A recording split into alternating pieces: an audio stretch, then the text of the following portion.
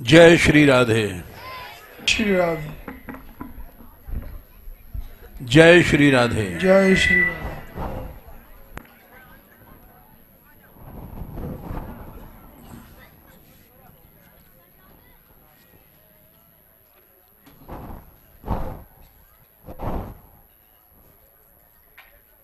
Template का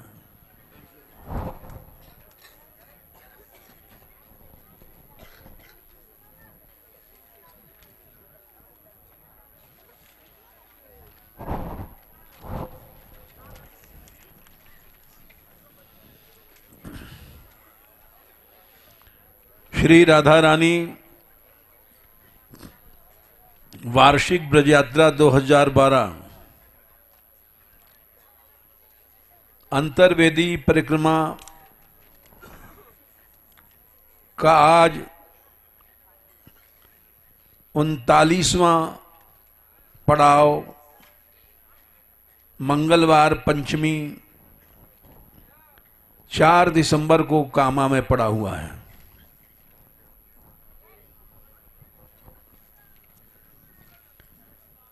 कल 40वां दिन हो जाएगा और बरसाने में यात्रा समाप्त हो जाएगी।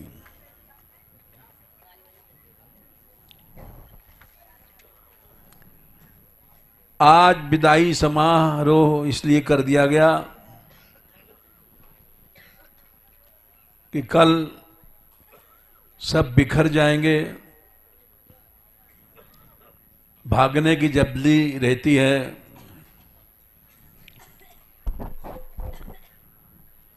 इसलिए कामबन में ही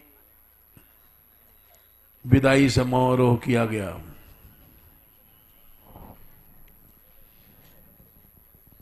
हमने कहा था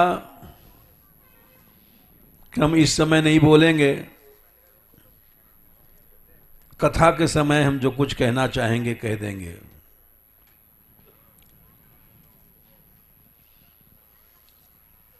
देखो भाई, जिस कार्य में अहंता नहीं रहती है,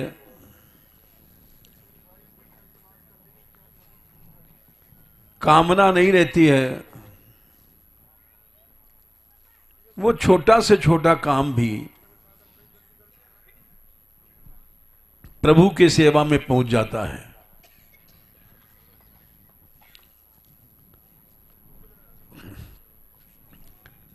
ये यात्रा बहुत बड़ी नहीं है, गरीबों की यात्रा है। यहां साधन नहीं है कुछ भी हमारे पास, लेकिन फिर भी बड़ी सात्विक यात्रा रही, क्योंकि इसमें अहंता नहीं है, किसी का नाम नहीं है, कामना नहीं है। नाम होवे पैसा होवे, ये कामनाएं तुच्छ हैं। भगवान ने गीता में कहा, जिस यज्ञ में या जिस कार्य में कामना आ जाती है और अहंकार आ जाता है, वो राजस हो जाता है। यत्तु कामेषु न कर्म साहंकारेण वा पुनः क्रियते बहुलायासम तद राजसम उदाहृतम।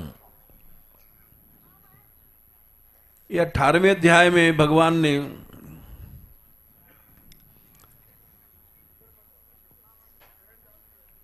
बाईसवें श्लोक में कहा है, कामना आई और अहंकार आया तो बहुलायास, बहुत प्रयत्न करना पड़ता है, कठिनाइयां आ जाती हैं। और करने वाले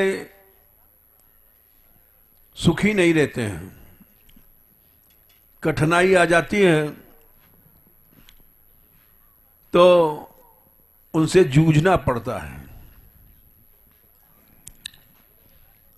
इस बार न कोई पानी बरसा, न आंधी आई, कोई कठिनाई नहीं आई,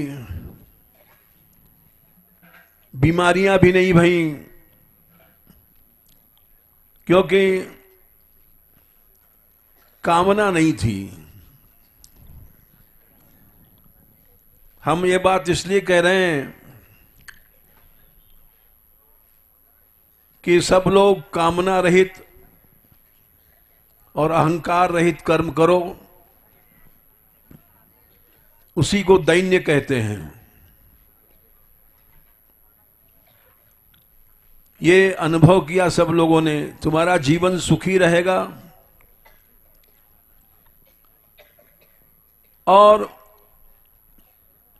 जितना भी तुम कर्म करोगे, कमाओगे, उसमें ही तुम सुखी रहोगे। कभी घाटा नहीं रहेगा। जैसे हमारी यात्रा में कोई सामान नहीं घटा। पिछली यात्राओं में कुछ लोग भूखे रह जाते थे, रोटी कम पड़ जाती थी। इस बार ऐसी कोई बात नहीं भई। कारण था कि करने वालों के मन में अहम नहीं था, कामनाएं नहीं थी। हमारे में तो कमी थी, हमारे में अहम है। हम कुछ नहीं लेते हैं, ये भी एक अहम है।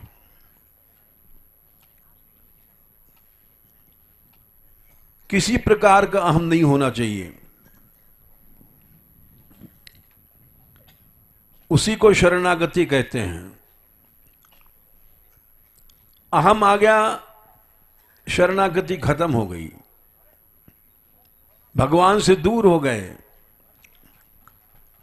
कामना आ गई, भगवान से दूर हो गए। एकादश स्कंद में ये बात कही गई है।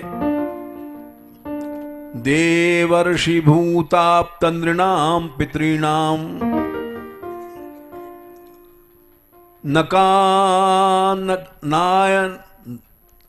नायम नृणीर्च राजन सर्वात्मनाय शरणम शरण्यम गतो मुकुंदम परिहृत्य कर्तम। हर जीव पे, चाहे राजा है, चाहे रंक है, मनुष्य मात्र पर, प्राणी मात्र पर 6 ऋण हैं।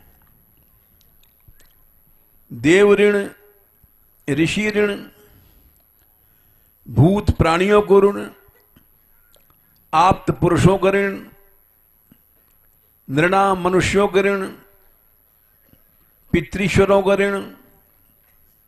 6 ऋण, इनसे कोई बचा नहीं है। चाहे साधु है, चाहे संत है, चाहे विरक्त है, महात्मा है, कोई नहीं बच सकता। चक्रवर्ती सम्राट है, सब कर्जदार हैं। देवताओं के, ऋषियों के, प्राणियों के, आप्त पुरुषों के, पितृश्वरों के और मनुष्यों के सब ऋणी हैं। देवताओं का ऋण क्या है? सभी इंद्रियां काम कर रही हैं, इसमें देवताओं की शक्ति लग रही है। ऋषियों का ऋण क्या है? जितने ऋषियों के बनाए हुए ग्रंथ हम लोग पढ़ रहे हैं, ये सब ऋषियों के ऋण है। प्राणियों का ऋण क्या है? दूध पीते हैं, गाय, बैल, भैंस, ये सब प्राणियों के ऋण हैं। आप्त पुरुषों को ऋण क्या है? जो महापुरुषों के शब्द हैं, जो रास्ता दिखाते हैं, हम उनके ऋणी हैं। देवर्षि भूताप्तृणाम, मनुष्यों के ऋण क्या है? बिजली जलाते हैं, हम लोग माइक चलाते हैं कि किसी ने खोज किया होगा, उसका लाभ हमको मिल रहा है, ये मनुष्यों को ऋण है। पितृश्वरों को ऋण क्या है? माता पिता ने जन्म दिया हमको, ये 6 ऋण हैं, इनसे कोई बच नहीं सकता। जब तक ऋण है, कर्जदार हैं, तब तक हम मुक्त नहीं हो सकते। ऋण वाला घूमता रहता है भवसागर में। इन ऋणों को दूर करने के एक ही उपाय है। देवर्षि भूताप्त नृणाम पितृणाम न किंकरो नायम नृणी च राजन। जब वो सर्वात्म भाव से भगवान की शरण में चला जाए। सर्वात्म भाव क्या है, ये समझना है। और परहृत्य कर्तम, कर्तृत्व अहंकार छोड़ के चला जाए। हम कर रहे हैं, ये कर्तृत्व जब नहीं रहता है तो भगवान की शरण मानी जाती है।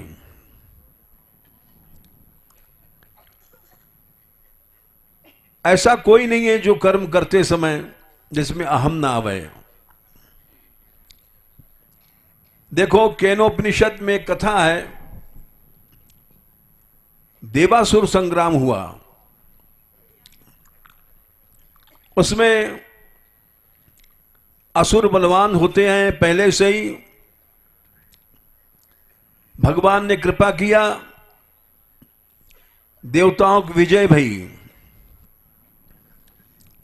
सभी देवता लड़े थे, लेकिन उनमें ये अहम आ गया कि हम लोग जीते हैं।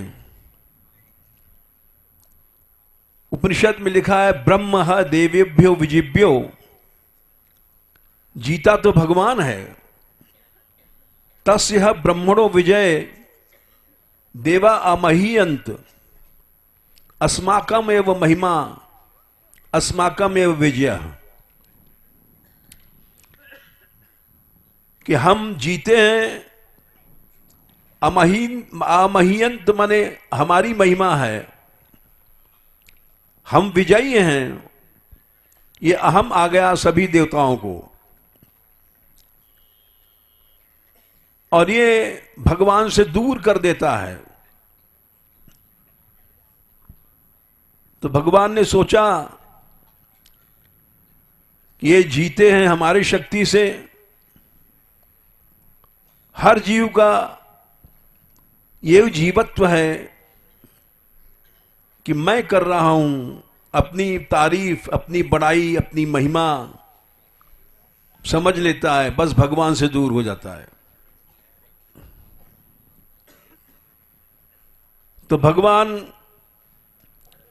एक यक्ष के रूप में प्रकट भय आकाश में, विशाल यक्ष। करोड़ों देवता थे वहां। सोचने लग गए, ये कौन प्रकट हुआ? इतना विशाल तो कभी कोई देखा नहीं। इंद्र ने कहा, अग्ने तुम देवताओं में तेजस्वी हो, पता लगाओ यक्ष कौन है। कोई फिर आपत्ति आ गई क्या? वो भगवान थे, यक्ष के रूप बना करके आए।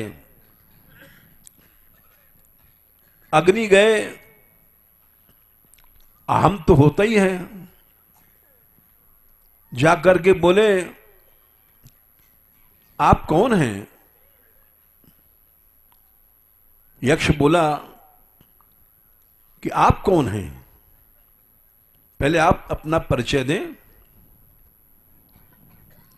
अग्नि देवता बोले मैं अग्नि हूं, जात वेदा हूं, मैं इस सारे ब्रह्मांड को एक क्षण में जला सकता हूं।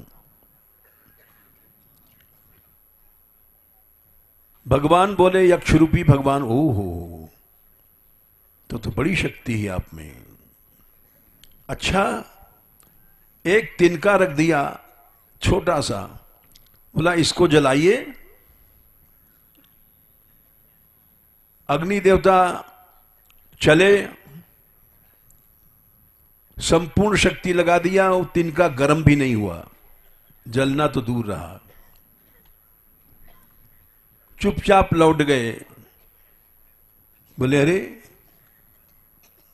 मैं एक तिनका को भी नहीं जला पाया। वहां गए, इंद्र ने पूछा अग्नि क्या तुम पता लगा पाए? अग्नि देवता बोले नहीं। फिर वायु देवता से बोले वायु तुम देवताओं में बड़े बलवान हो, तुम जाओ। वायु देवता गए, उन्होंने पूछा आप कौन हैं? यक्ष रूपी भगवान से। यक्ष बोला पहले आप बताइए आप कौन हैं? आप लोग देवता हैं, विजयी हुए हैं। बोले मैं वायु हूं, बल का देवता हूं। बोले आप में क्या शक्ति है? बोले सारे ब्रह्मांड को उड़ाते हैं एक क्षण में। ओह बहुत बलवान है आप। एक तिनका रख दिया, इसको जरा उड़ाइए। वायु देवता संपूर्ण शक्ति लगा दिया, ये तिनका हिला ही नहीं, उड़ना तो दूर रहा। चुपचाप लौट गए, बोले तो बड़ा बुरा चक्कर है, एक तिनका भी नहीं उड़ा सका मैं। इंद्र ने पूछा वायु तुमने पता लगाया? बोले नहीं। इंद्र बोले मैं जाता हूं। जाना पड़ा क्योंकि देवराज हैं। भगवान ने सोचा इंद्र की इज्जत क्यों खराब करें, हमने तो इसको राजा बनाया है, देवराज बनाया है। गायब हो गए, वहां से अंतर्धान हो गए। इंद्र परेशान कि अरे हमको तो बात करने का मौका भी नहीं मिला। उतने में भगवती आदिशक्ति उमा प्रकट भई आकाश में। इंद्र ने पूछा माता ये कौन थे? माता बोली अरे कौन है, तुम सोच नहीं सकते हो, एक तिनका नहीं जल सका, एक तिनका उड़ नहीं सका। वो सर्वशक्तिमान परमात्मा है जिसकी इच्छा के बिना एक पत्ता भी नहीं हिलता है। तुम लोगों में अहम हो गया था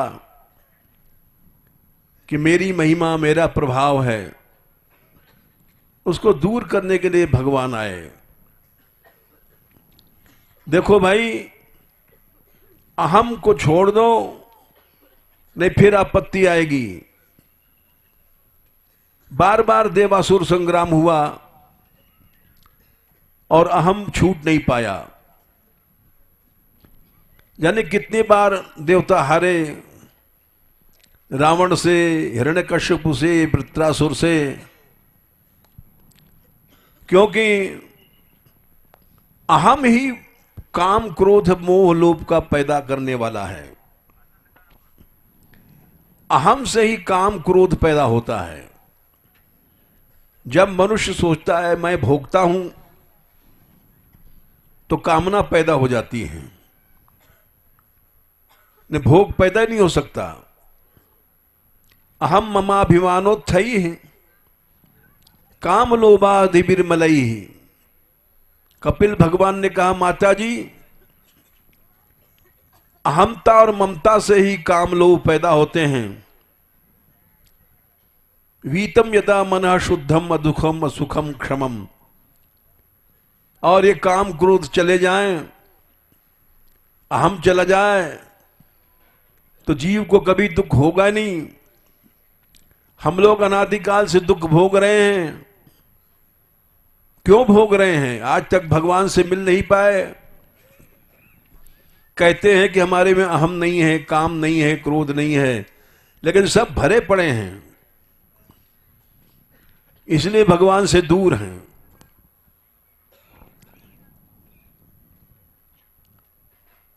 ये सच्चा दैन्य जब आ जाता है, तृणादपि सुनीचे न, एक ही शब्द ऐसा है कि भगवान से मिला देगा। अहंता ममता चली जाई। ममता कहीं भी किसी चीज को अपना समझना, मेरापन, ये ममता है। मां बाप स्त्री पति पुत्र ये सब ममता के जगह हैं। इनमें ममता जब तक रहती है भगवान नहीं मिलते। भगवान राम ने विभीषण से कहा, जननी जनक बंधु सुत दारा तन धन भवन सुहृद परिवारा सब कर ममता ताग बटोरी मम पद मन ही बांध बट डोरी। मेरी मां है, ये भी एक ममता है। ये मेरा पिता है, ये भी ममता है। ये मेरा भाई, ये भी एक ममता है।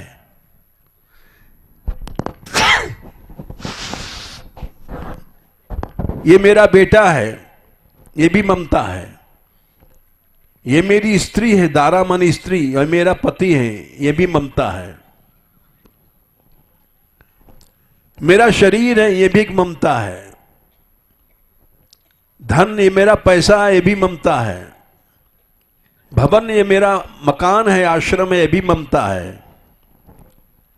सुहृद, ये मेरा मित्र है, ये भी ममता है। परिवार, ये स्त्री पुत्र बुआ चाची मामी नानी सब ममता है। ये जब सब खत्म हो जाते हैं तब सर्वात्म भाव की शरणागति होती है। सर्वात्म भाव की शरणागति जब हो जाती है, जो हमने श्लोक कहा, सर्वात्मना यह शरणम शरण्यम गतो मुकुंदम परिहृत्य करतम, तब जाकर के उस सभी ऋणों से मुक्त हो जाता है और भगवान उसके दास बन जाते हैं। राजन पतिर गुरु रनम भवताम यदूनाम दैवम प्रिया कुलपतिर क्वच किंकरो वह अस्तेव मंग भगवान भजताम मुकुंदो मुक्तिम ददाति करचित स्मन भक्ति योगम। ऐसी भक्ति नहीं मिलती, भगवान मुक्ति दे देते हैं। ऐसी भक्ति आ जाए तो भगवान तुम्हारे पति गुरु दैव राजन पतिर गुरु रनाम भवताम यदूनाम दैवम प्रिय कुलपतिर, कुलपति और किंकर दास बन जाते हैं। इसी ने हम लोग ऐसी भक्ति न होने के कारण ही भगवान से दूर हैं। नारद जी ने इस बात को कई बार कहा है।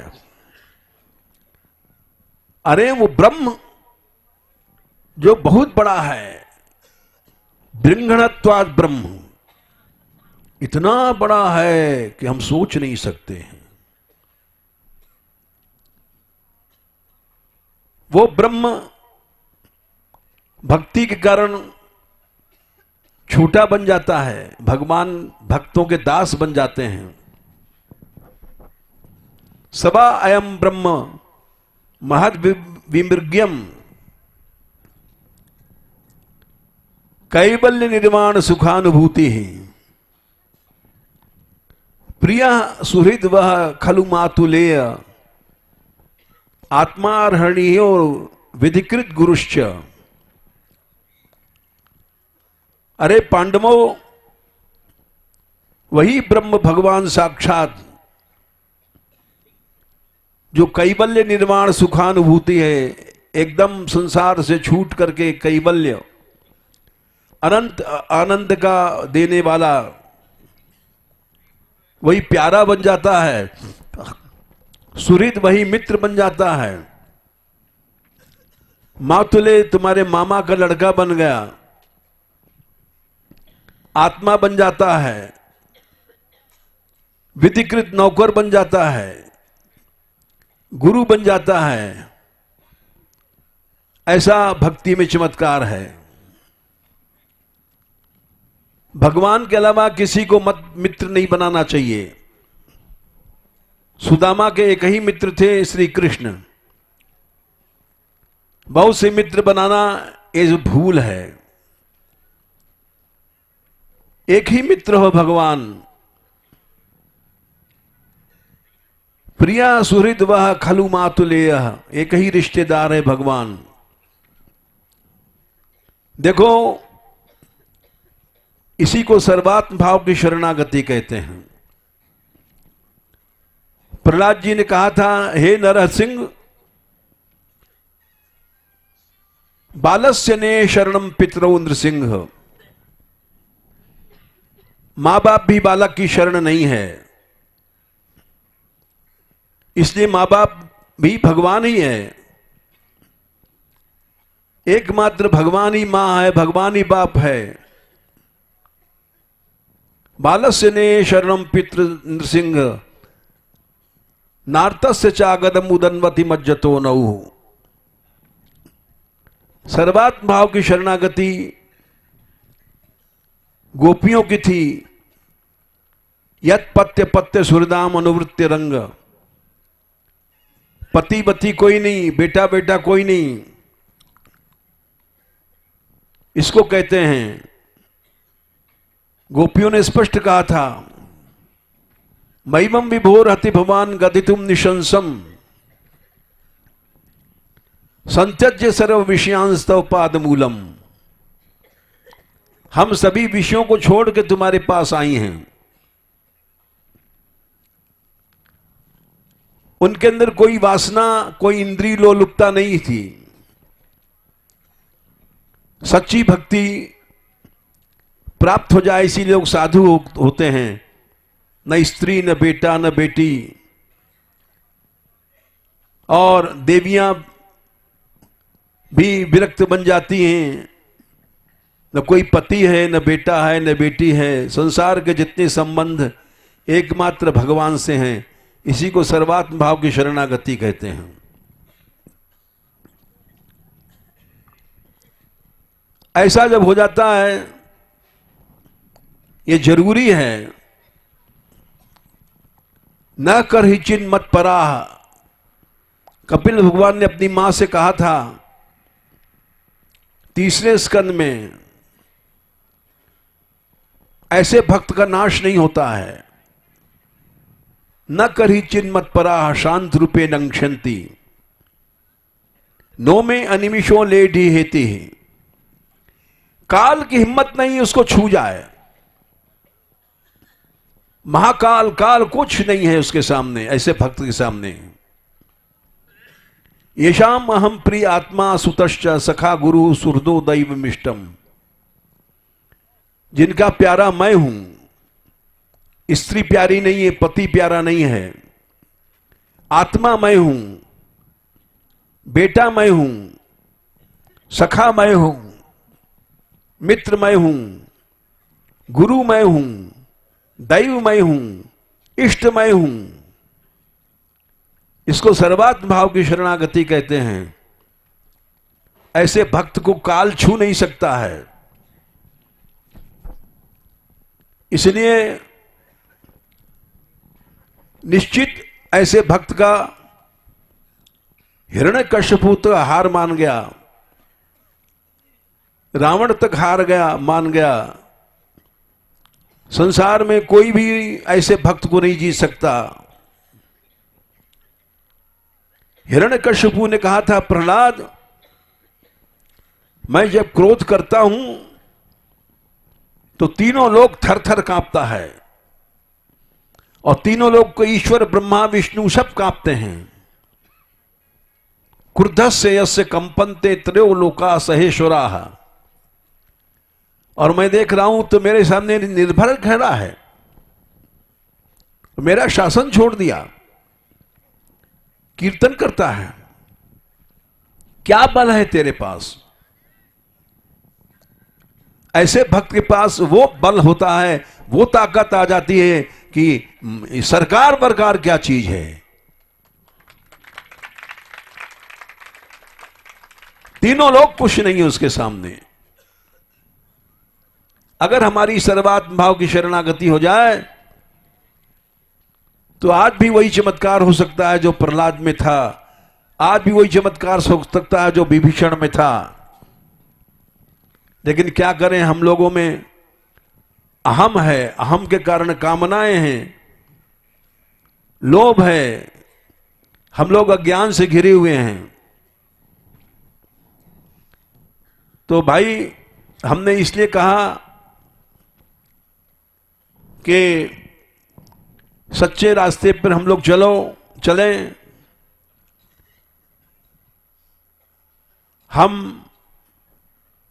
हमारे पास मत आओ, हम लोभी आदमी, ये पैसा मत दिखाओ, ठाकुर जी को भेंट कर दो जिसको करना है। हमारे पास नहीं आना, क्योंकि हम जीव हैं, फिसल जाएंगे। लड्डू को देख करके मुंह में पानी आ जाएगा, नोट का बंडल देख करके मन में इच्छा आ जाएगी, हमारा नाश हो जाएगा। हमारे में वो भक्ति नहीं है कि तीनों लोग की संपत्ति हम छोड़ दें। भागते हैं किसी तरह से बच जाएं, भगोड़े हैं हम। इसलिए हमने ये नियम बना दिया, सब लोग जाओगे और जिसको जो कुछ भेंट करना है मेरे सामने मत लाओ, ठाकुर जी हैं वहां रख देना। ये तो हमने विदाई समारोह की बात कही। विदाई इस तरह से होनी चाहिए कि न हमारे अंदर रजोगुण आवे न तुम्हारे अंदर आवे, और यज्ञ सात्विक होता चले। जब यज्ञ सात्विक होगा, अब तक बहुत सी लड़ाइयां हम जीत चुके हैं, ये जमुना की भी लड़ाई जीतेंगे।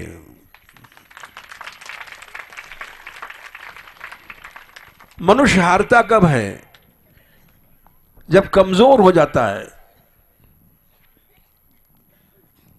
नायम आत्मा बलहीन लभ्य। कमजोर आदमी भगवान को नहीं पा सकता। कमजोर क्यों होता है?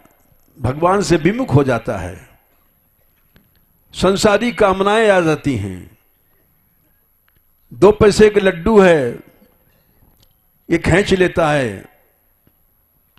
मलमूत्र के भोग हैं, खींच लेते हैं जीव को। मिलता क्या है? मल और मूत्र। भोग में और कुछ नहीं मिलता।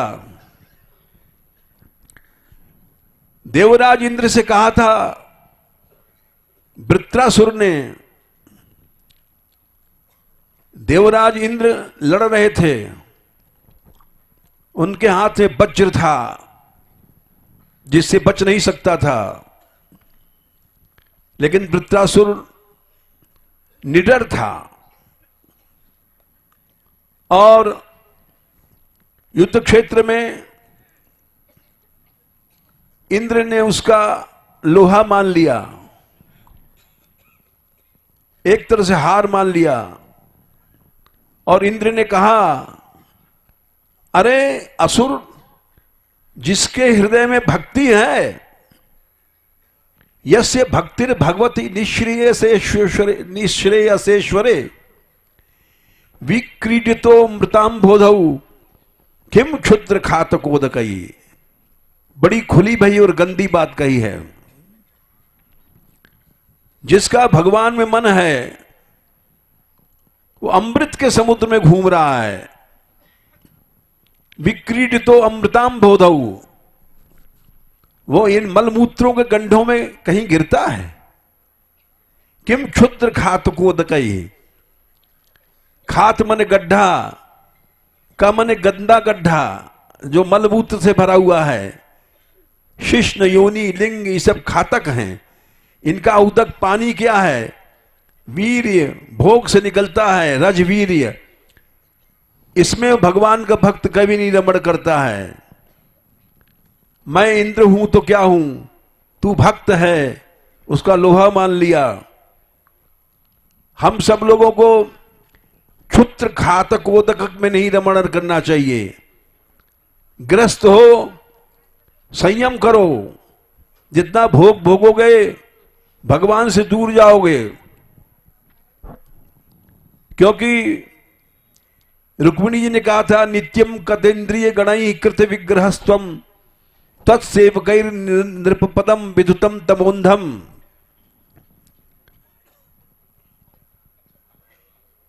हे प्रभु, दुष्ट इंद्रियों से भगवान का बैर है। हमारी इंद्रियां भोग भोगती हैं, इससे भगवान को बैर है। इन इंद्रियों से भगवान नहीं मिलेंगे।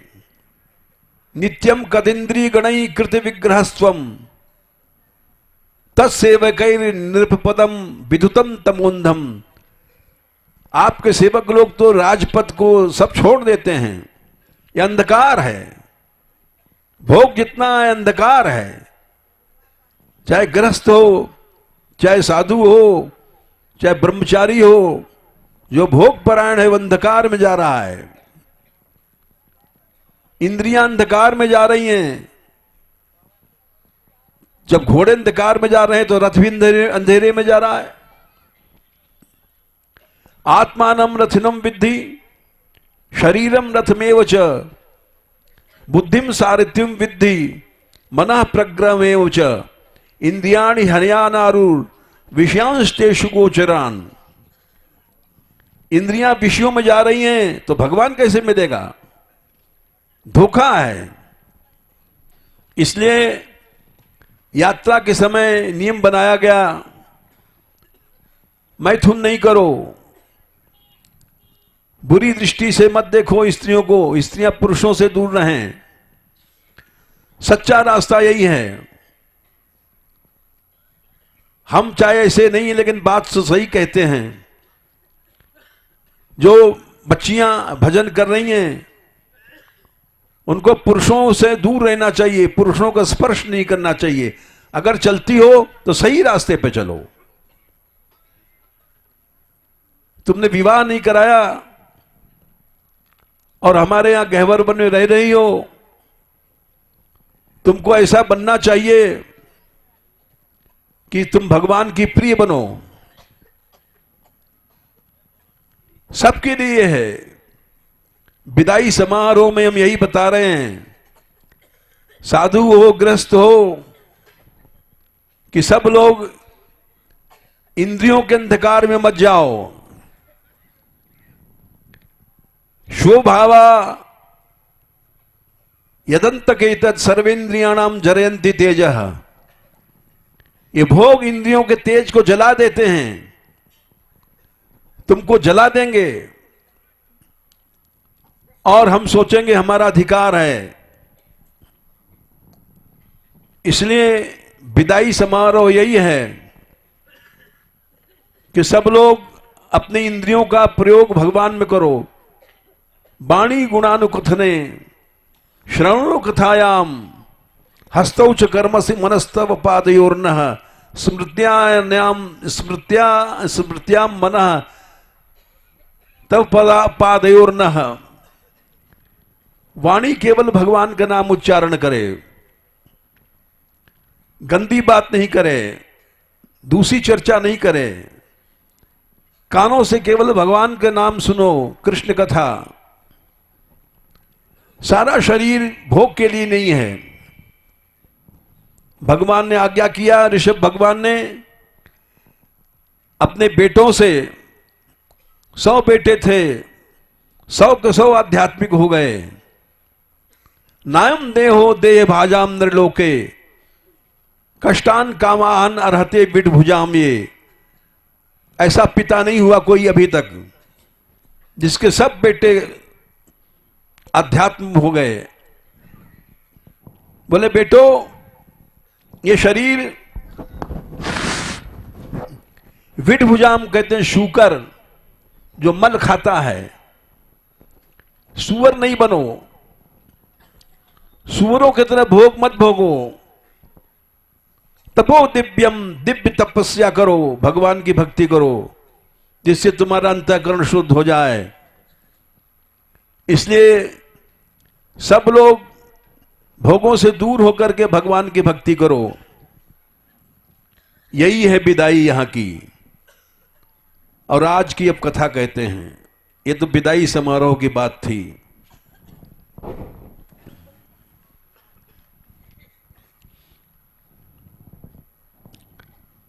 कल केदारनाथ जी की कथा हमने कहा था,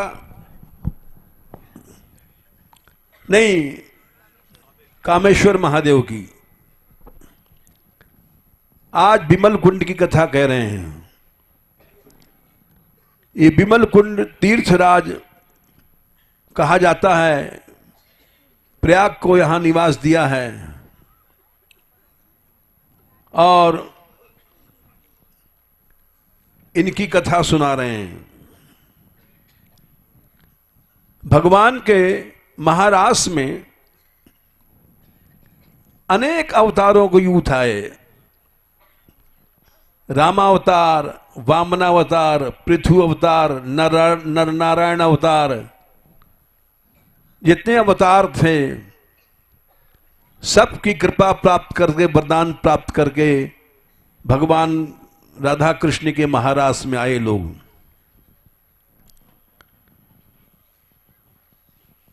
अयोध्या में जब राम जी थे तो उस समय अयोध्या की नारियां सब मोहित हो गई थीं भगवान के रूप को देख करके। और राम जी के वर से वो ब्रज में यहां आई। अभी तो नहीं आई। सिंधु देश में चंपका नाम से एक नगरी थी। अब तो सब पाकिस्तान बन गया। बहुत हजारों साल पुरानी बात बता रहे हैं। संसार में कलयुग फैल रहा है। भारतवर्ष का बहुत सा भाग नष्ट हो गया, यवनों के हाथ में चला गया। जो है उसमें भी सब जगह भक्ति नहीं है। चंपका नाम की नगरी थी, उसमें बड़े अच्छे धार्मिक राजा बिमल नाम के राजा हुए हैं, धर्मपरायण हुए हैं। जब मनुष्य धर्म से चलता है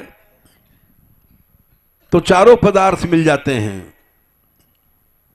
कामनाएं पूरी हो जाती हैं, अर्थ पैसा मिल जाता है, काफी कमाई उमाई नहीं करनी पड़ती। अपने धर्म से चलो। देखो हमारे यहां जितने कार्यकर्ता हैं, ये कोई पैसा नहीं लेता, इन लोगों का सहयोग है, इसीलिए यात्रा आराम से चलती है। धर्मपरायण है सब लोग। हमको भगवान ने ऐसे ब्रजवासी दिए हैं जो जिनके कारण यात्रा सरल हो गई है। ने हमारे में तो कोई चमत्कार नहीं है। तो बिमल राजा धर्मपरायण थे और कुबेर के साथ के समान संपत्ति प्राप्त होगी। अम्बरीश के पास इतनी संपत्ति थी, अव्यय लक्ष्मी थी भक्ति के कारण। अम्बरीशो महाभाग सप्तद्वीपवती पति अव्याम च श्रियाम लब्धया विभुम चातुलम भुवि। अव्यय लक्ष्मी इंद्र के पास भी नहीं है। चाहे जब खर्च हो जाती है, जीत लेते हैं लोग, असुर लोग देवताओं को जीत लेते हैं। अतुल वैभव था, भक्ति के कारण अपने आप वैभव आता है। और नहीं तो कमा कमा कर हम लोग मर जाते हैं, कुछ नहीं पूरा पड़ता। तो कुबेर के समान कोष था और सिंह के समान मनस्वी थे। भगवान के भक्त थे, प्रशांत मन था और अपनी भक्ति के कारण प्रहलाद जैसे दिखाई पड़ते थे। होनहार की बात है, उनके 6000 रानियां थीं। वे बड़ी सुंदर थीं, कमल नयनी थीं, लेकिन संतान नहीं था किसी को। राजा सोचने लग गए, बहुत साल तक सोचते रहे हमें संतान नहीं है। एक दिन याज्ञवल्क्य जी बड़े भारी ऋषि हैं, वो पधारे। राजा ने उनको प्रणाम किया, पूजन किया, हाथ जोड़ के खड़े हो गए। राजा को चिंता से ग्रसित देख करके याज्ञवल्क्य जी ने कहा, राजन तुम्हें हृदय में कोई चिंता है? तुम्हारे राज्य में कोई कष्ट है? राजा बिमल बोले, हे ब्रह्मन, आप सब कुछ जानते हैं, फिर भी पूछ रहे हैं, तो मैं आपकी आज्ञा से बता रहा हूं। संतानहीन हूं, 6000 रानियां हैं और किसी के कुछ नहीं है। याज्ञवल्क्य जी ने आंख बंद किया और राजा का भाग्य पढ़ने लग गए। कुछ देर बाद बोले, राजन, इस जन्म में तुमको पुत्र नहीं होना है।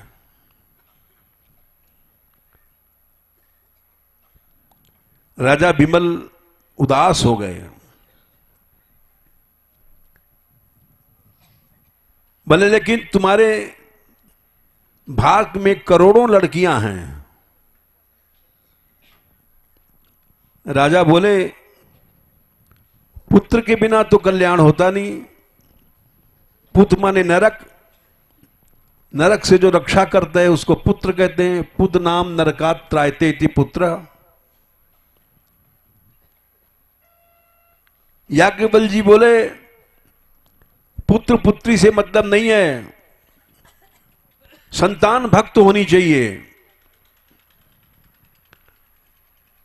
उससे कल्याण होता है। ऐसा पुत्र हुआ जो तुमको नरक के ले जाए तो क्या फायदा। राम भजत बिटिया भली, राम विमुख नहीं पूत।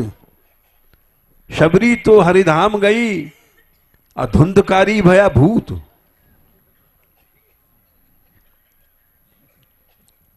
बोले, तुमने अपनी कन्याओं को भगवान को अर्पित कर देना, कल्याण हो जाएगा। जिन लोगों की लड़कियां भक्ति करती हैं उनकी 21 पीढ़ी तर जाती है।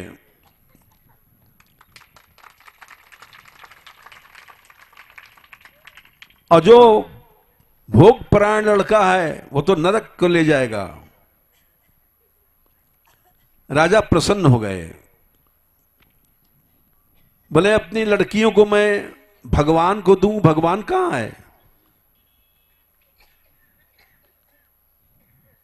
याज्ञवल्क्य जी बोले द्वापर चल रहा है, तुम्हारे 115 साल बाद मथुरा में कृष्ण का अवतार होगा। बुधवार, रोहिणी नक्षत्र, अष्टमी तिथि में आधी रात को चंद्रोदय के समय भगवान का पूर्ण अवतार होगा।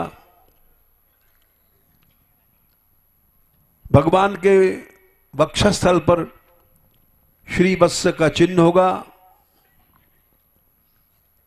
प्रकट होंगे जब 4 भुजा से प्रकट होंगे और कह करके चले गए। राजा बड़ा प्रसन्न हुआ। भगवान के वरदान से अयोध्या की जितनी भी नारियां मोहित हुई थीं सब उन 6000 रानियों की पुत्रियां बनी आकर के। अब तो धड़ाधड़ कन्याएं होने लग गईं। 6000 रानियां हैं, जिस रानी के पास जाओ वही कई कन्या जन्म दे देती थी। और बिमल जी बोले लड़कियां जवान भी हो गई, बड़ी हो गई, उनको चिंता नहीं थी क्योंकि भगवान का अवतार होगा, विश्वास था। दूध से बोले अरे दूध तू मथुरा जा, वहां वसुदेव के घर में पहुंच के देखना एक किसी का जन्म हुआ होगा, श्री वत्स का चिन्ह होगा, 4 भुजा होगी। दूत आया मथुरा में। उस समय कंस का राज्य था और लोगों से पूछा वसुदेव का पुत्र है यहां? सब बोले अरे नाम मत ले, नहीं तो हम भी मारे जाएंगे। तुझको पता नहीं कंस के राज्य में तू वसुदेव के पुत्र की बात कर रहा है, अभी मारा जाएगा।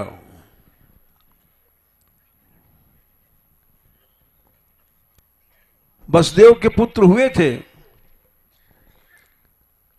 उनको कंस ने मार डाला।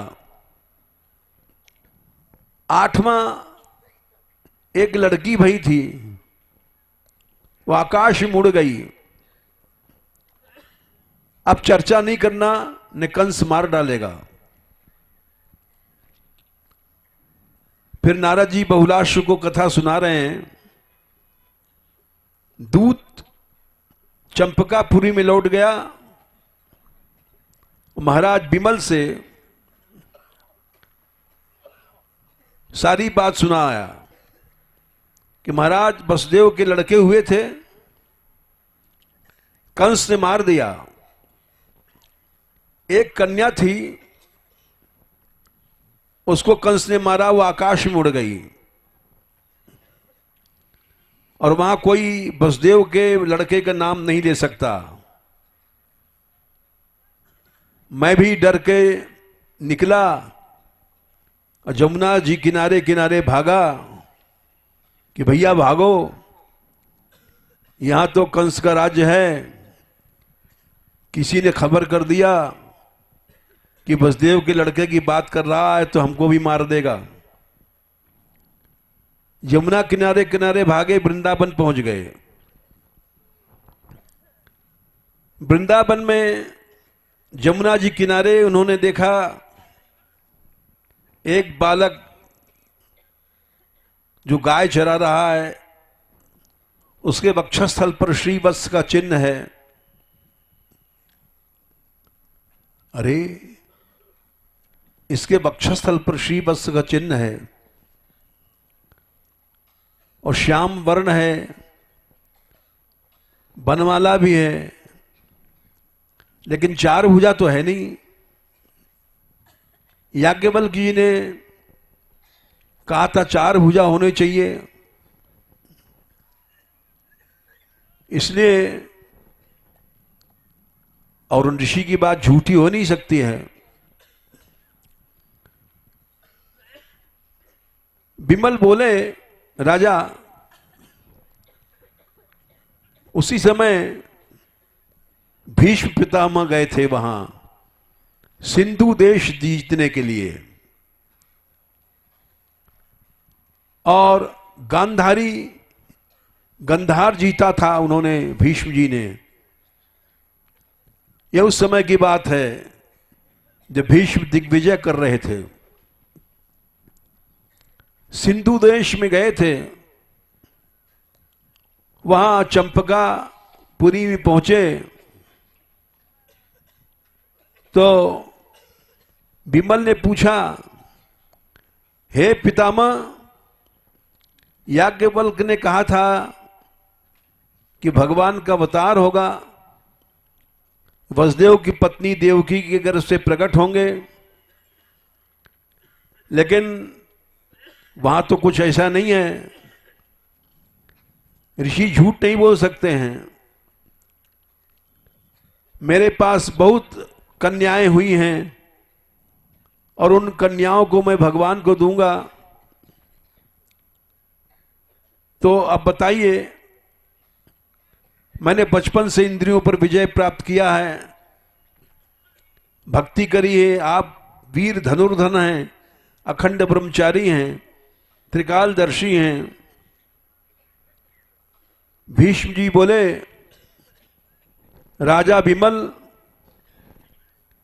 एक गुप्त बात हम बताते हैं, ये कोई नहीं जानता है। कंस वंश तो क्या जानेंगे। बोले, मैंने वेदव्यास जी के मुंह से सुना था कि वसुदेव के घर उत्पन्न होंगे और वहां से गोकुल चले जाएंगे और वहां से कन्या ले आएंगे। वो कन्या भगवती थी, आकाश में उड़ गई और भगवान 11 वर्ष तक गुप्त रूप से वृंदावन में रहेंगे और उसके बाद दैत्य का वध करेंगे, कंस का। देखो, तुम्हारे यहां जो लड़कियां हैं, ये रामचंद्र के वरदान से गोपी बनी हैं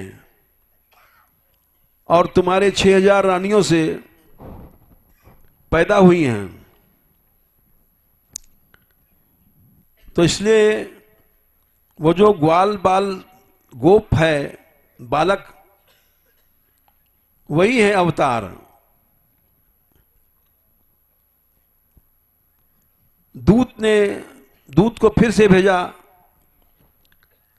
राजा विमल ने और आया वृंदावन में, क्योंकि वो देख गया था। और उस समय भगवान कृष्ण यमुना जी किनारे गोचारण कर रहे थे। यमुना बह रही थी। एकांत में कृष्ण को प्रणाम किया, परिक्रमा किया और बोले, हे देव, आप परब्रह्म परमेश्वर हैं, सबसे परे हैं, सब आपको जान ही नहीं सकते। बहुत सी स्तुति किया, मैं आपको प्रणाम करता हूं। गौ ब्राह्मण देवता वेद साधु पुरुष धर्म की रक्षा के लिए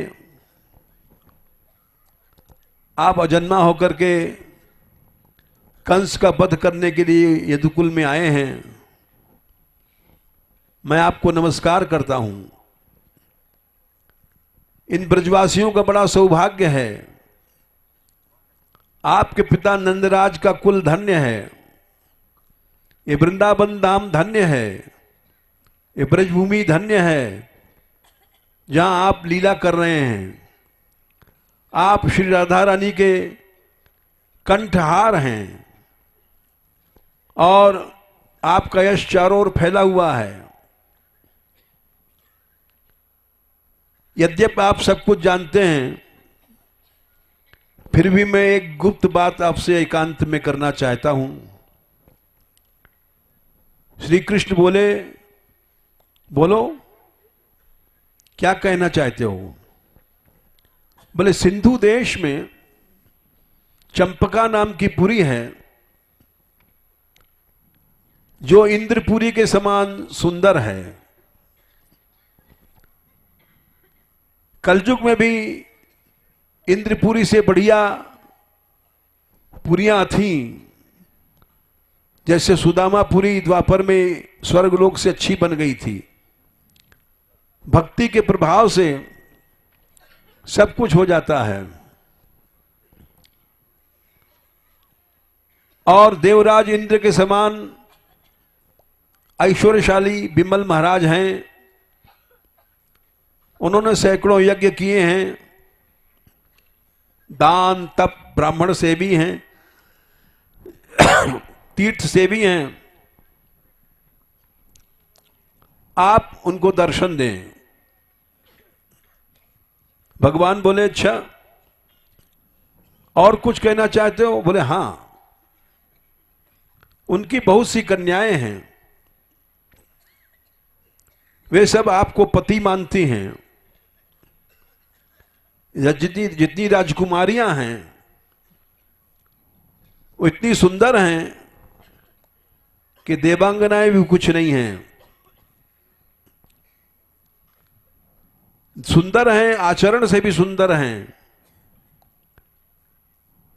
वे सब भक्ति करते हैं, पिता बिमल के अनुसार व्रत करती हैं, नियम करती हैं, संयम करती हैं। ये सब बातें कही उन्होंने। देखो ये सब सीखना चाहिए। हम लोग बचपन से भोगते हैं, दुराचार में फंस जाते हैं, भगवान से विमुख हो जाते हैं।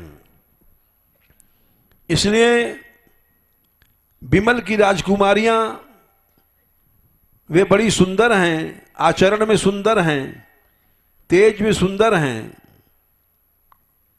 और उनको आप अपनाइए, पाणी ग्रहण कीजिए। नारद जी बोले, दूत की बात सुनकर के भगवान बड़े प्रसन्न हुए और एक क्षण में ही बोले दूत चलो, मैं तुम्हारे साथ चलता हूं चंपकापुरी। दूत को लेकर के भगवान आकाश मार्ग से उड़े। एक क्षण में चंपकापुरी में पहुंच गए। उस समय राजा बिमल का यज्ञ चल रहा था। वो निरंतर यज्ञ करते थे भगवान की प्रसन्नता के लिए। एक क्षण भी नष्ट नहीं करना चाहिए। तुम लोग यात्रा में आए हो, इसी ने माइक रखा गया, एक क्षण भी भगवान नाम न छूटे, कोई बात न करे। लेकिन हमारी कमजोरी थी, हम जैसा चाहते थे वैसा हो नहीं पाया।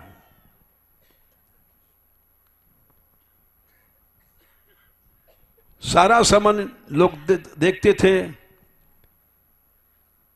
अच्छा छोड़ो, यज्ञ हो रहा था वहां। भगवान कृष्ण आकाश से दूत को लेकर के यज्ञशाला में उतरे।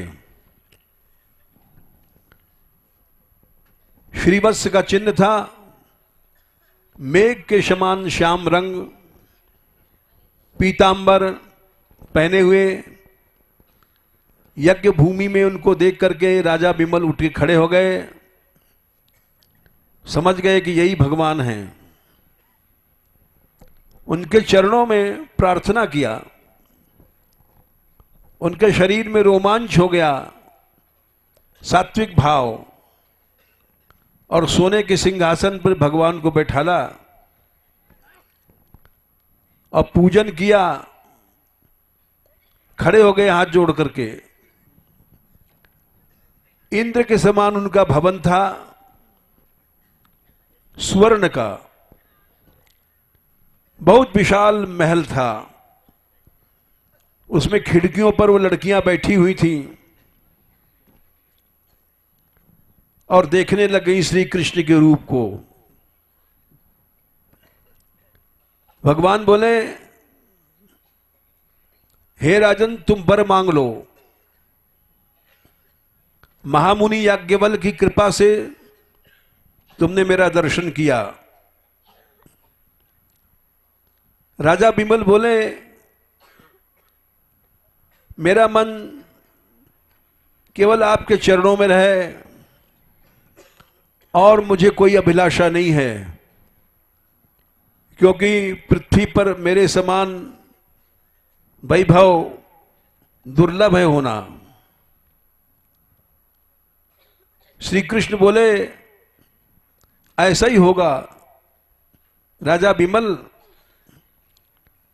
बिमल ने उसी समय सारा कोष, इंद्र के समान वैभव था, महान वैभव, रत्न, हाथी घोड़ा सब भगवान को भेंट कर दिया, कुछ अपने पास नहीं रखा।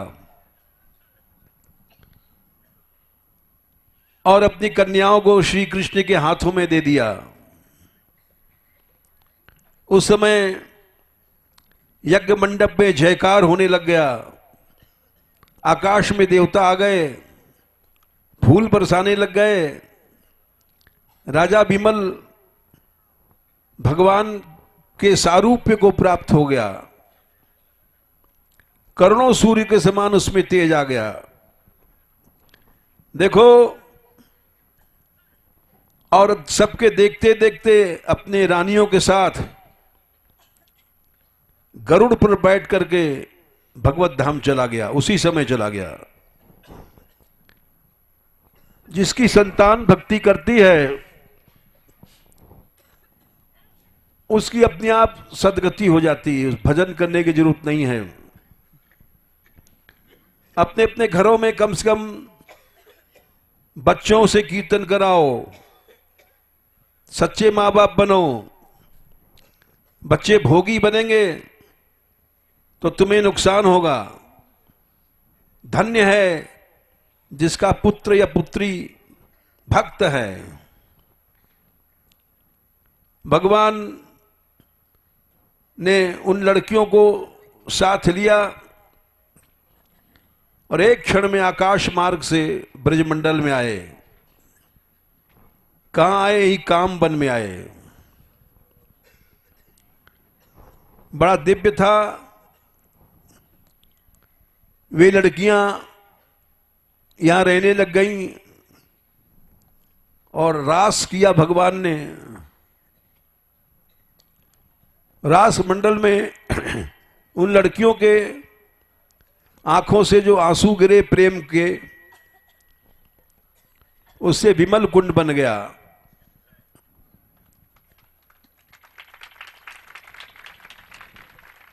ये विमल कुंड बड़ा पवित्र है, सब तीर्थों में उत्तम है। विमल कुंड का दर्शन पाप को नष्ट करता है। अगर पाप मेरू पर्वत के समान है तो भी विमल कुंड के पास जाने से नष्ट हो जाता है।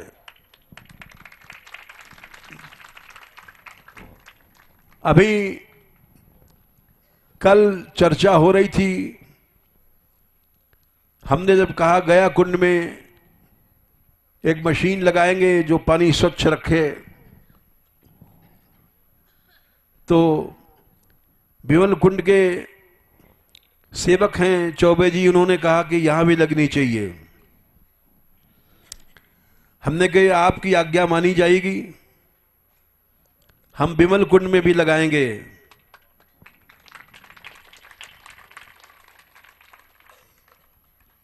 क्योंकि हमारा लक्ष्य ही है धाम की सेवा करना। धाम की सेवा के कारण ही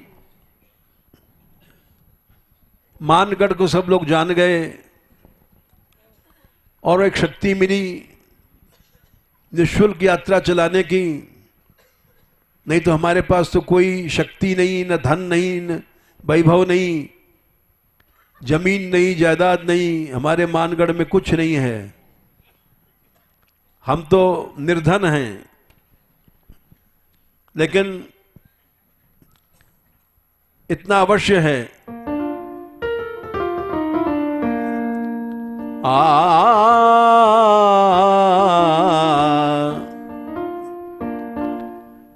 चार बल होते हैं। सूरदास जी ने कहा आप बल, तप बल और बाहुबल, चौथो बल है दाम।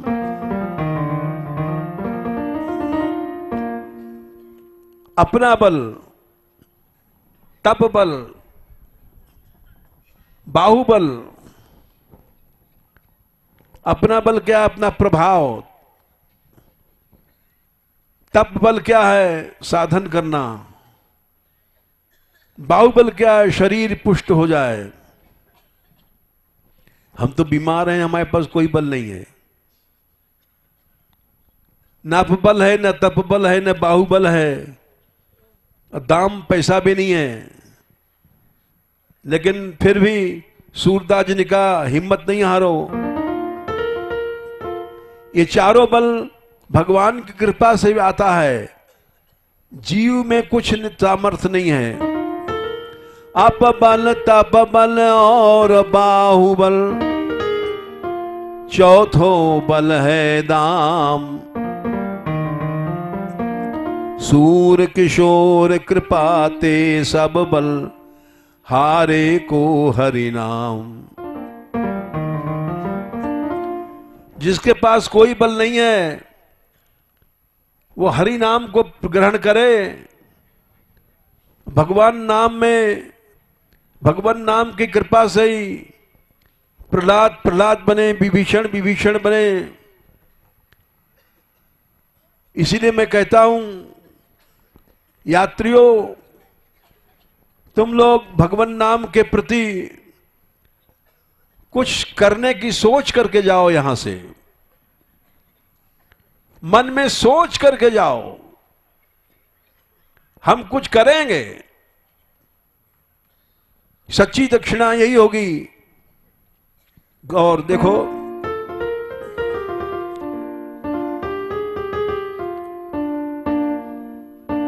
जीभ जुदा दुर्जीभ समाना, जीभ जुदा दुर्जीभ समाना। जो नहीं करई राम गुण गाना, जो नहीं करई राम गुण गाना। जाओ और सबसे कहो कि भगवान नाम लो नियम से।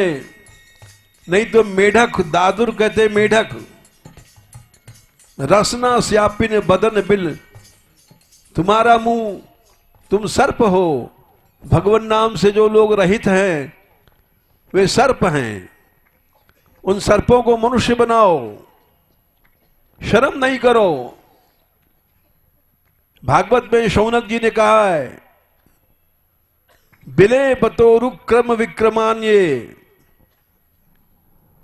ये कान भगवान नाम नहीं सुनता है तो सर्प के बिल हैं। वो मनुष्य नहीं, ये सर्प है। बिले परोत्तोरुक्रम विक्रमान्ये नर शृण्वतः कर्ण पुटे नरस्य। जैसे बिल में सर्प रहता है, वैसे भगवान नाम जब नहीं है तो कान तुम्हारे सर्प के बिन हैं। असद वार्ताएं सर्प हैं, ये कान में घुस करके हृदय में घुस जाती हैं और मनुष्य को सर्प योनि देती हैं। ये भागवत का श्लोक है, ये सही बातें हैं। बिले बतोरुक्रम विक्रमान्ये न शृण्वता कर्ण पुटे नरस्य। कोशिश करो, समझाओ, अरे तुमको भगवान ने मनुष्य बनाया है, सर्प क्यों बनते हो? जीवा सती दारदुर के वसूत।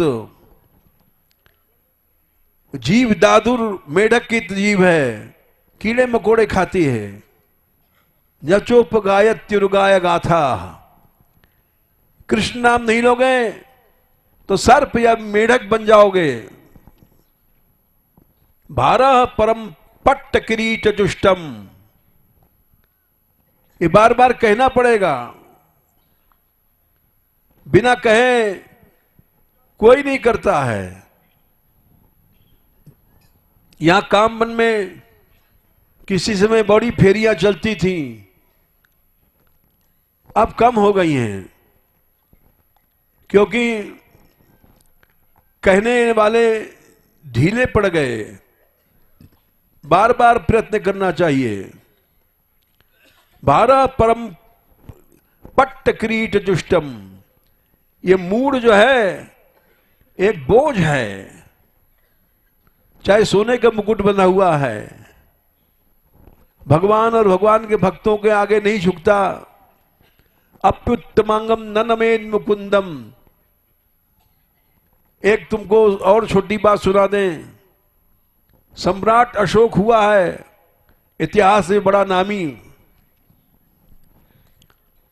वो बौद्ध था, बौद्ध भिक्षुओं का सम्मान करता था, लेकिन सेनापति बड़ा वीर था, लेकिन वो संतों को नहीं झुकता था।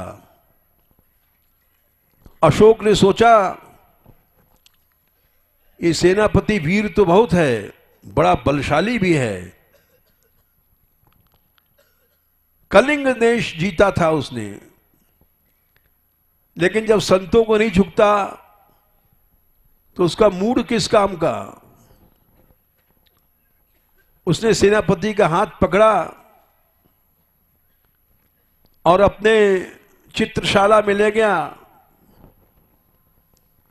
जहां शेर की खाल, शेर का मूड, चीते की खाल, चीते का मूड, हिरन की खाल, हिरन के मूड तमाम रखे थे शिकार में। सेनापति से पूछा, सेनापति ये किसकी खाल है, किसका मूड है? बोले सिंह की है महाराज, बड़ा वीर होता है। ओहो, ये किसकी खाल है, किसका मूड है? बोले चीते की, ये भी बड़ा हिंसक होता है। ये किसकी है? हिरन की है, इसमें कस्तूरी होती है। पूछते पूछते और भी बहुत से गेड़ा बेड़ा की खाल और सिर रखे थे। अंत में बोला कि मनुष्य का मूड नहीं है कहीं? शेर, चीता, गेड़ा, हिरन, इनका तो मूड है, ये क्यों नहीं है? बोले महाराज मुर्दे की खोपड़ी कोई रखी नहीं जाती है। बोले अरे पशुओं की तो खोपड़ी रखी जाती है और मनुष्य की खोपड़ी नहीं रखी जाती है। मनुष्य इतना निकम्मा है। बोले ऐसा क्यों है? सेनापति बोला कोई कारण होगा। कारण यही है कि मनुष्य बनकर के उसने सत्कार्य नहीं किया, तो उसकी खोपड़ी रखने लायक नहीं है। शौनक जी बोले भारह परम पट्ट किरीट जुष्टम अप्युत्तमांगम ननवेन मुकुंदम।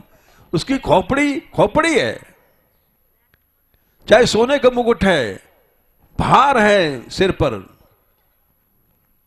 शाबू करो नो कुर्ता कुर सपरयाम। बोले हाथ जो भगवान की पूजा नहीं करते हैं वो मुर्दे के हाथ है, यानी वो मनुष्य नहीं मुर्दा है। शाबू करो नो कुर्ता सपरयाम।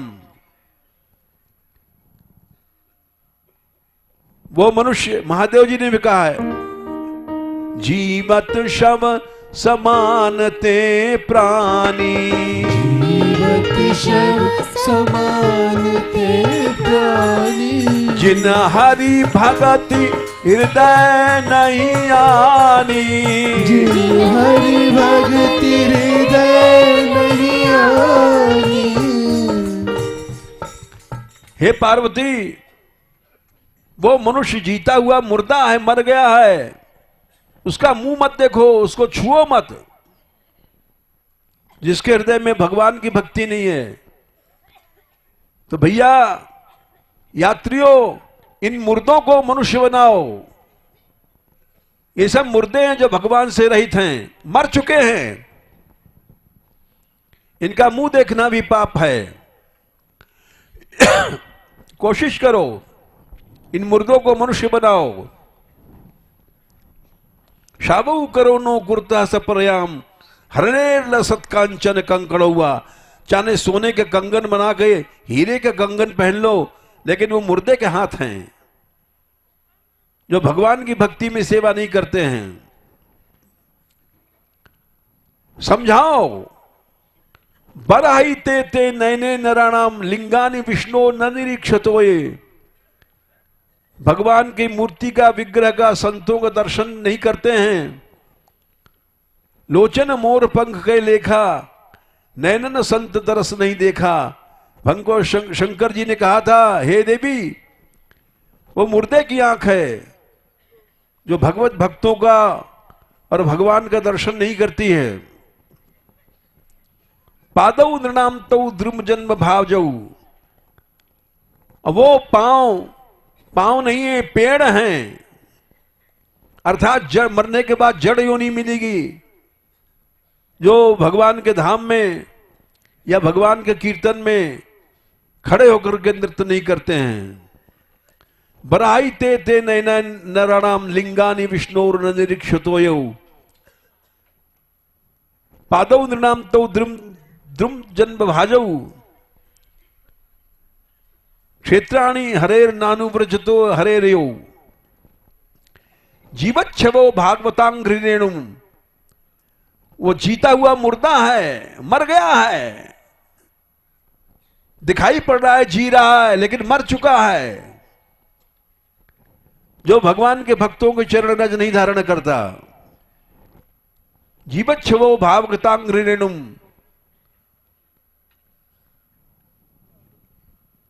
इस तरह से शौनक जी ने बहुत कहा है। तो अनंत पुण्य के भागी बनोगे। अगर दो चार आदमी भी तुम्हारे कहने से भगवान नाम लेने लग गए तो मुर्दों को तुमने मनुष्य बना दिया, उनको सर्प बनने से रोक दिया। वे और भी कहा है कि वे श्व कुत्ते हैं।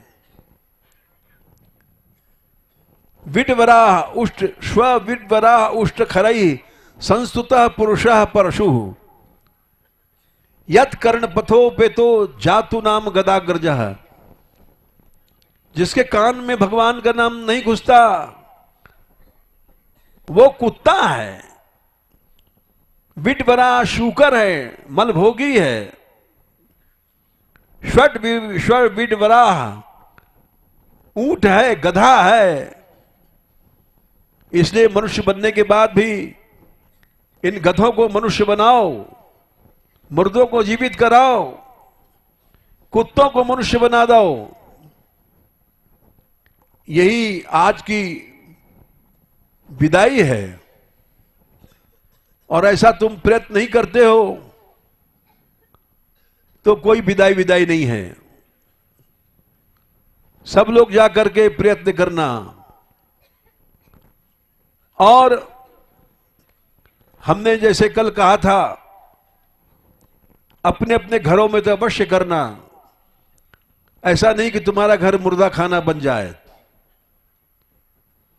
कम से कम स्त्री बच्चे जो तुम्हारी कमाई खाते हैं, वे अगर भगवत विमुख है तो तुम नरक को चले जाओगे। ये विदुर जी ने कहा था धृतराष्ट्र से कि यदि तुम जो दुर्योधन का पालन करते हो वो गतश्री श्रीहीन हो गए हो, यमपत्य पत्या पृष्णासी, तुम ऐसे हरिमुख पुत्र को खिलाते हो पिलाते हो, श्रीहीन हो गए हो। तुम्हारी कमाई जो खाता है वो अगर भगवत भक्त नहीं है तो तुम श्रीहीन हो जाओगे। यमपत्य मत्या पृष्णासी कृष्णाद विमुखो गतश्री त्यजाश्व स्वयं कुल कौशलालय। छोड़ दे दुर्योधन को, जो भगवत भक्त नहीं है। कुल बच जाएगा और तेरा सारा कुल नष्ट हो जाएगा। दुर्योधन इस बात को सुनकर के बिगड़ गया। निर्वासिता माशिपुरा श्वसान, बोले इसको जीवित निकाल दो यहां से, अर्थात इसको मार डालना चाहिए, ये राजा की बुराई करता है। विदुर जी ने सोचा, अरे ये क्या मुझे निकालेगा, मैं खुद ही छोड़ रहा हूं। हरि विमुख का मुंह नहीं देखना चाहिए। रोटी खिलाना पानी पिलाना तो दूर रहा, उसका मुंह नहीं देखना चाहिए। विदुर जी उठे, महामंत्री थे, और तलवार रख दिया वहीं दरवाजे पर और चले गए। जब तक महाभारत हुआ तीर्थ यात्रा करते रहे। बोले इसका मुंह नहीं देखेंगे। अगर तुम्हारे परिवार में भक्ति नहीं है तो उन लड़कों का मुंह मत देखो, स्त्री का मुंह मत देखो।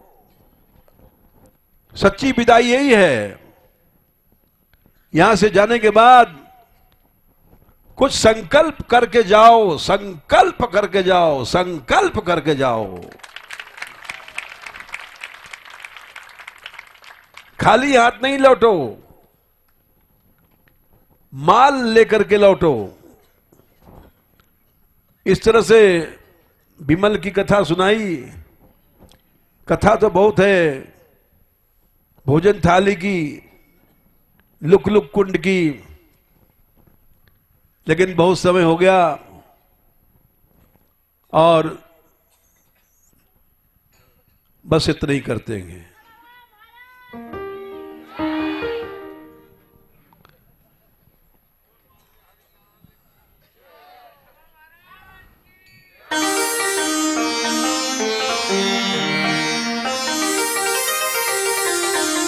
राज